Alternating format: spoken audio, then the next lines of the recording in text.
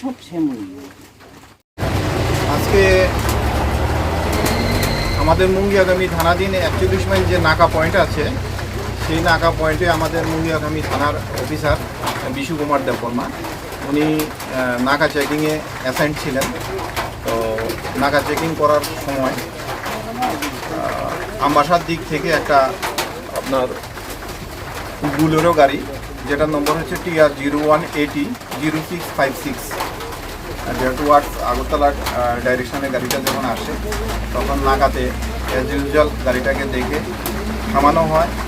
থামানোর পরে গাড়ির যে নাম্বার প্লেটটা সেখানে দেখানো হয়েছে, সেই নাম্বার প্লেটটা আমাদের কাছে সন্দেহ হয়, যে আমার যে অফিসার ওনার কাছে সন্দেহ হয়, তখন উনি নাম্বার প্লেটটাকে চেক করেন আমাদের অনলাইনে। তারপর ওনার আরও সন্দেহ হওয়ার পরিপ্রেক্ষিতে উনি গাড়িটার ভেতরে যখন দেখেন, গাড়িটার ভেতরে থেকে কিছু স্মেল আসছিল আর কি আপনার ট্রাকের সাথে সাথে উনি বিষয়টা থানার যে বড়বাবু স্নেহেশ দেববর্মা ওনাকে জানান, এবং উনি মুঙ্গিয়াগামী বিডু সাহেবকে বলেন দুইজন উইটনেস প্রোভাইড করার জন্য গভর্নমেন্ট এমপ্লয়ি। পাশাপাশি ওসিকে বলেন যে এক্সিকিউটিভ ম্যাজিস্ট্রেটকে রিকোয়েস্ট করার জন্য, ওনাকে সহযোগিতা করার জন্য বিশু কুমার দেববর্মা।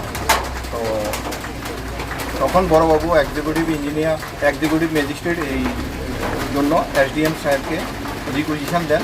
তখন এসডিএম সাহেব executive magistrate BCM mister Sandeep Debbarma ওনাকে অ্যাসাইন করেন। তো উনিও যথারীতি এখানে এসে পৌঁছেন। বড়বাবু ইনফরমেশনটা আমার সাথে শেয়ার করে, আমি একটু পরে ওনার স্পটে আসি। তারপরে এসে আমরা তখন এই গাড়ির যে চালক আব্দুল কালাম, এই গাড়ির চালকের কাছে দুইজন ইন্ডিপেন্ডেন্স উইটনেসকে গাড়ির চালক সাথে নিয়ে এবং ডিসিএম সাহেবকে সাথে নিয়ে ওনার গাড়িটা যে TR01800656 বুলেরো যে গাড়িটা সার্চ করা হয়। তো বুলেরো গাড়িটা সার্চ করা, বুলেরো গাড়ির যে মাঝখানের যে মাঝখানের সিটের নিচে এই যে আপনারা সামনে দেখতে পাচ্ছেন, এই যে 18টা সব কেস যার ভেতরে আপনার সাসপেক্টেড ব্রাউন সুগার, যেটা পপুলারলি নোন হিরোইন হিসাবে রিকভারি করে। তখন রিকভারি করার পরে যে বিশু কুমার দেববর্মা উনি এটাকে প্রসিডিউর অনুসারে মার্কিং করে, মেজারিং করে, ওয়েট মেজারিং করার পরে সেগুলিকে সিজ করেন। এই ব্যাপারে আমরা একটা স্পেসিফিক কেস নিব। টোটাল এখানে আজকে আমাদের রিকভারি হয়েছে আপনার 212 gram brown suspected brown sugar. বাজার মূল্য কত হবে স্যার এটা? প্রায় 20 লাখের কাছাকাছি। স্যার 2400 ঘন্টার প্রত্যেকটি নাগা চেকিংয়ে রাজ্যের মধ্যে আপনাদের পুলিশ কর্মী স্ট্রংভাবে ডিউটি করার পরেও আজকে এইসব জিনিস ত্রিপুরাতে উৎপাদন হয় না, কীভাবে ত্রিপুরাতে আসতে পারে স্যার? জিনিস কী মনে করে, আপনি কী বলবেন এই বিষয় নিয়ে?